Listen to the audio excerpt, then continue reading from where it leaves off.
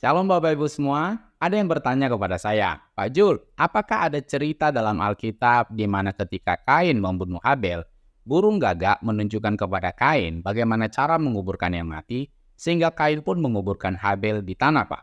Nah, jawabannya tidak ada Bapak Ibu. Cerita tersebut tidak ada dalam literatur primer Yahudi yang dicatat langsung oleh para nabi. Namun cerita burung gagak sewaktu Habel dibunuh oleh Kain itu ada di dalam legenda atau dongeng orang Yahudi. Nah, dari sini sebenarnya kita sudah melihat Bapak Ibu bahwa kisah di dalam Al-Quran itu sangat berbeda dengan kisah yang dituliskan di dalam Alkitab.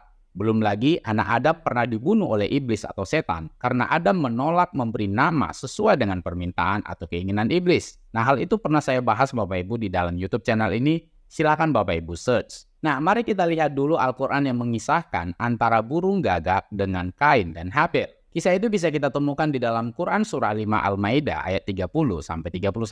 Kalau kita baca dalam terjemahan bahasa Indonesianya, maka hawa nafsu Qabil menjadikannya menganggap mudah membunuh saudaranya. Sebab itu dibunuhnyalah. Maka jadilah ia seorang di antara orang-orang yang merugi. Ayat 31.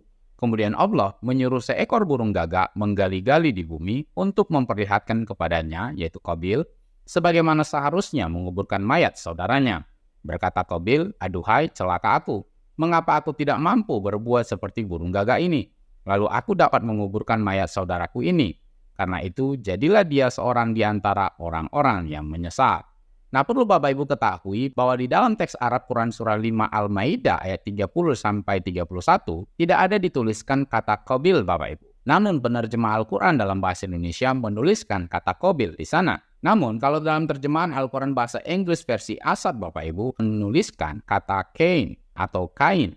Jadi dari sini kita bisa lihat bahwa Qabil di situ diidentifikasi sebagai Kain. Nah, jadi sampai di sini kita bisa melihat bahwa Quran Surah 5 Al-Maidah ayat 30-31 mengkisahkan Qabil atau Kain yang membunuh saudaranya, dan ada burung gagak yang memberi contoh bagaimana cara menguburkan yang mati. Nah, sekarang mari kita lihat legenda atau dongeng orang Yahudi yang berhubungan dengan burung gagak dan mayat Habel. Untuk itu kita akan dibantu oleh literatur ini Bapak Ibu. Di dalam The Legend of Zeus, karangan Louis Ginzberg, dituliskan di sana, natur juga diubah dengan penguburan mayat Habel. Untuk waktu yang lama, mayat itu tergeletak di sana terbuka di atas tanah.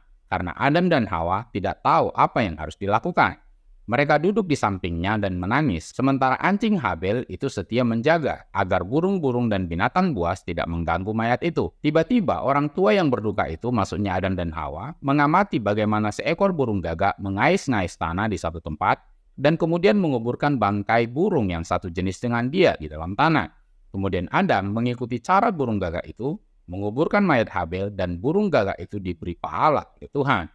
Anak-anak burung itu kemudian dilahirkan dengan bulu putih, sampai induknya meninggalkan mereka dan tidak mengakui mereka sebagai anak. Mereka menganggapnya sebagai ular. Kemudian Tuhan memberi mereka makan sampai bulunya menjadi hitam dan induk burung itu kembali kepada mereka. Sebagai pahala tambahan, Tuhan mengabulkan permohonan burung gagak ketika berdoa meminta hujan. Jadi dari sini kita bisa melihat Bapak Ibu, dongeng Yahudi atau legenda Yahudi mengkisahkan ketika Kain sudah membunuh Habel, Adam dan Hawa menangisi mayat itu, dan mereka tidak tahu bagaimana caranya memperlakukan mayat Habel itu Bapak Ibu, sampai ada burung gagak yang memberi contoh bagaimana cara menguburkan yang sudah mati. Nah, sampai di sini kita sudah melihat Bapak Ibu bahwa ada kesamaan antara yang dikisahkan oleh Al-Quran dalam Quran Surah 5 Al-Maidah ayat 30-31 dengan legenda orang Yahudi atau dengan dongeng orang Yahudi, yaitu bagaimana cara menguburkan mayat Habel yang ditunjukkan oleh seekor burung gagak. Bedanya, kalau di Al-Quran, burung gagak memberikan contoh kepada Kain atau Qabil bagaimana cara menguburkan mayat atau menguburkan yang sudah mati, sementara di dalam legenda atau dongeng orang Yahudi, burung gagak itu memberikan contoh kepada Adam dan Hawa.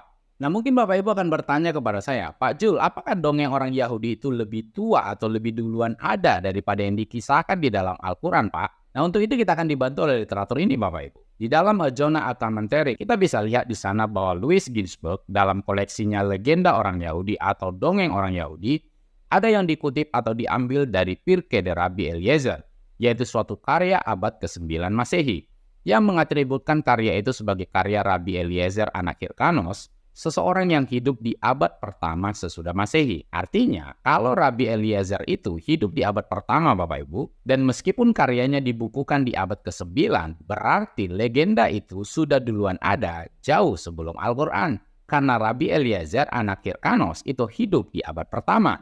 Nah, selanjutnya, bagaimana respon Anda tentang adanya kesamaan kisah di dalam Al-Quran dengan legenda atau dongeng orang Yahudi, bagaimana cara menguburkan mayat Habil yang ditunjukkan oleh seekor burung gagak?